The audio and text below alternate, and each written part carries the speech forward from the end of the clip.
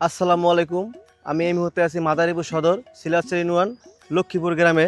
এক ইটালি প্রবাসী ভাইয়ের অনুরোধে আজকে এখানে আসা।